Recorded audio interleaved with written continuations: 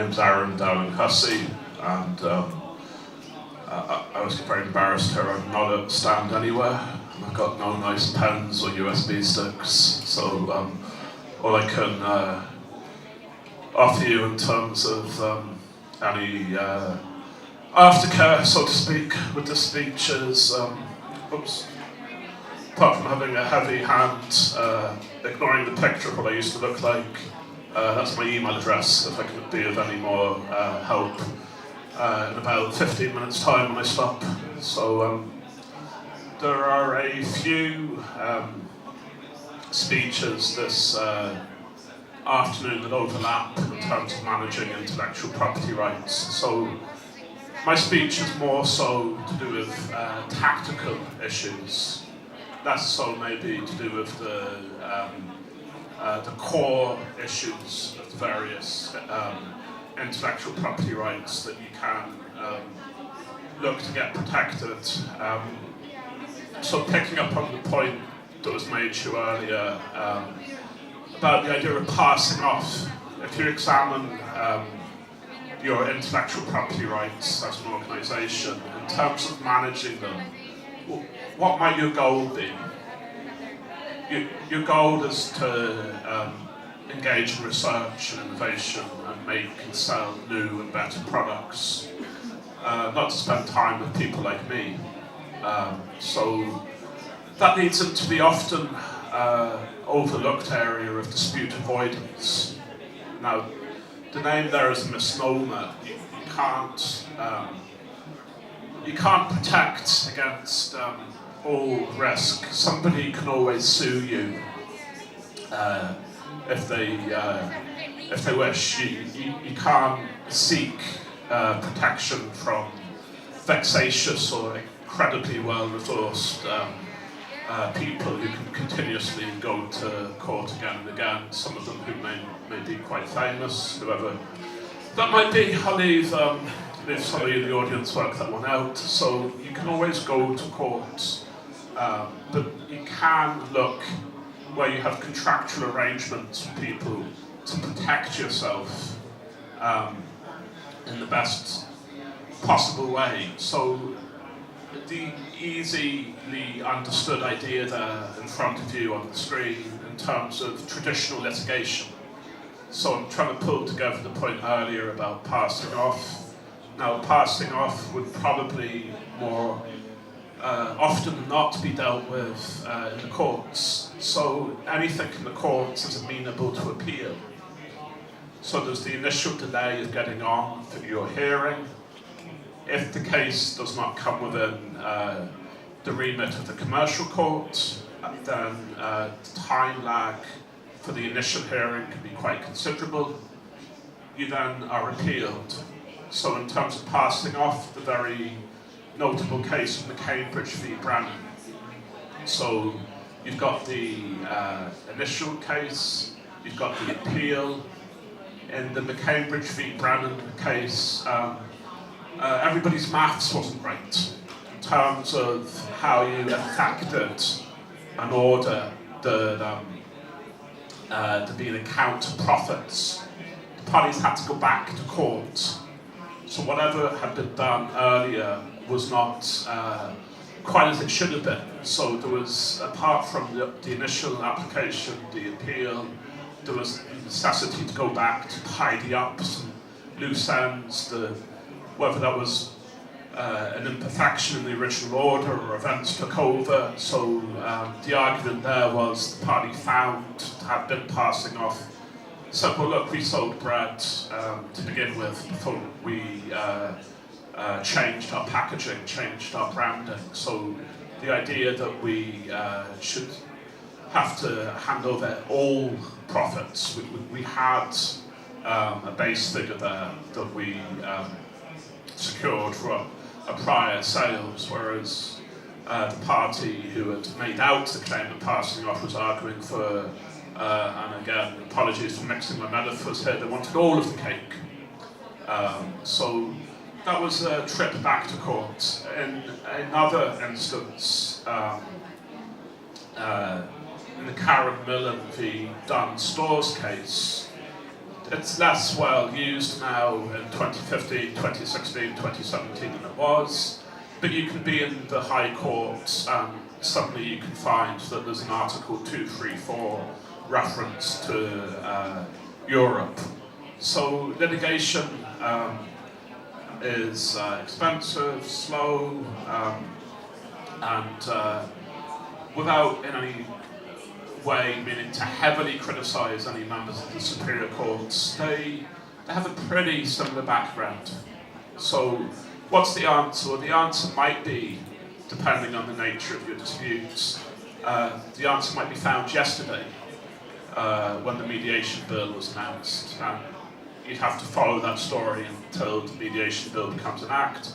But arguably mediation is less well suited to the area of research and innovation and intellectual property rights, where you're looking for what the lawyers call a black letter law issue to be determined. If you don't wish to go, to court, it's probably more so the case that you're looking to go towards the arbitration route. So in terms of the spectrum of dispute resolution methods, arbitration very largely mirrors the court process. It's just conducted in private. So the point here this afternoon is not, as I say, to get into some of the areas that were better and will be better covered than I could do from my colleagues this morning in terms of the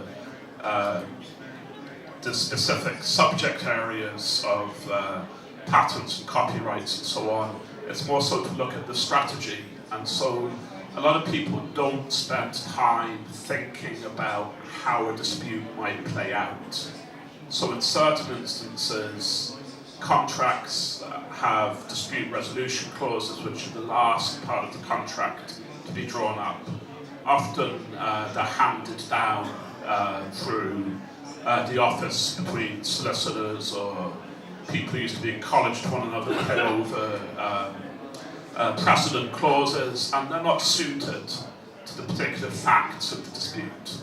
So the idea here is not to overlook the fact that this is 2017, time's moved on, that there are other choices than litigation, but not to be fixated with the idea that you don't have to litigate. You might want to litigate.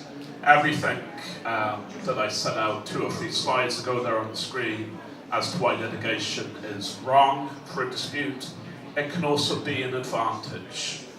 It can be exactly suited to a client's needs, that you are in open court.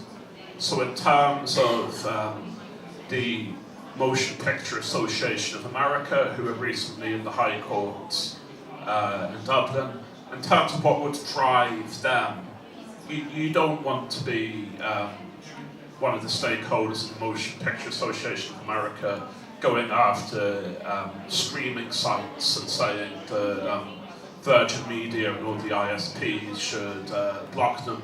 You don't want to be doing that somewhere else in City West in a hearing room away from court reporters. That sort of disputes, there's no reason why, in terms of any doctrine that lawyers would think about such as arbitrability, there's no public policy reason why a dispute like that couldn't be dealt with by mediation or arbitration. But in terms of not wanting people to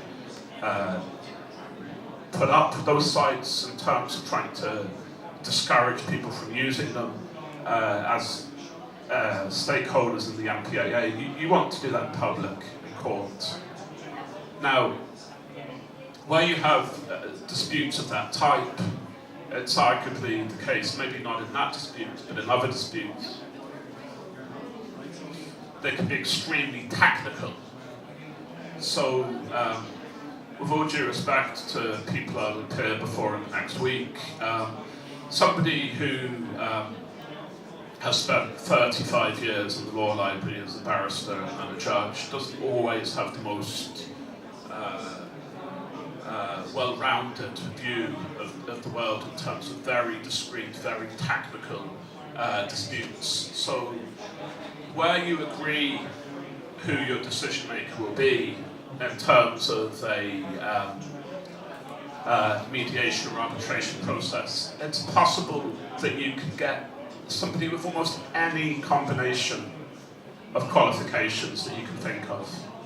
So in terms of whatever aspect of the dispute might merit technical or linguistic skills, there is an arbitrator or mediator out there, maybe not always in the Republic of Ireland, but relatively nearby, particularly obviously due to our proximity to the other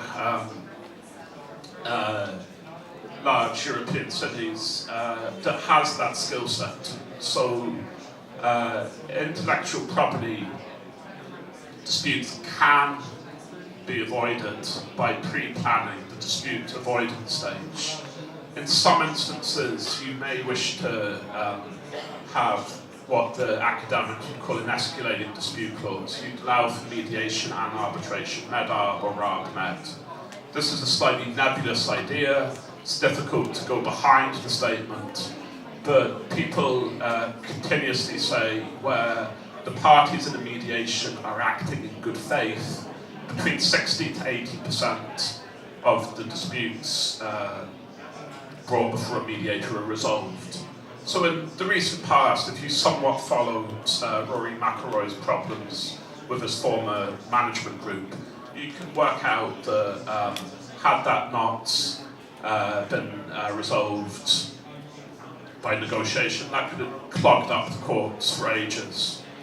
People with longer memories might remember that Pat Kenny had problems in Dorky, and again, that was resolved by way of mediation, probably going back about 10 years now, the Battle of Gorse Hill.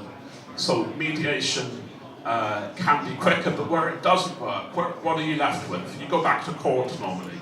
But if you have a med-arb or arb-med clause, if you say that if the mediation doesn't work, you'll have a 100-day fast-track arbitration process, it's the case that you can maybe wrap things up much quicker than if you go near the courts. But I go back to the idea as I wrap up that in terms of some disputes, whether they involve the MPAA or other issues, it's going to be the case that you want to go to court. So you have to look at the nature of the dispute.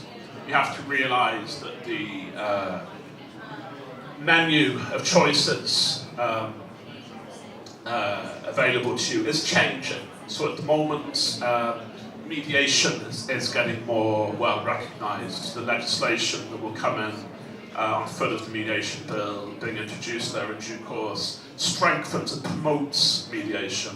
So this isn't a static area. What is open to you and how those processes work will change.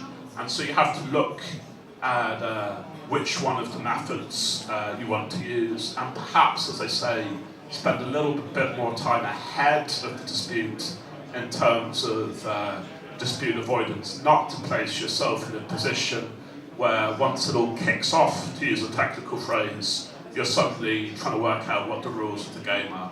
Okay, thank you for your time. Hope you enjoy the rest of the day. Thank you.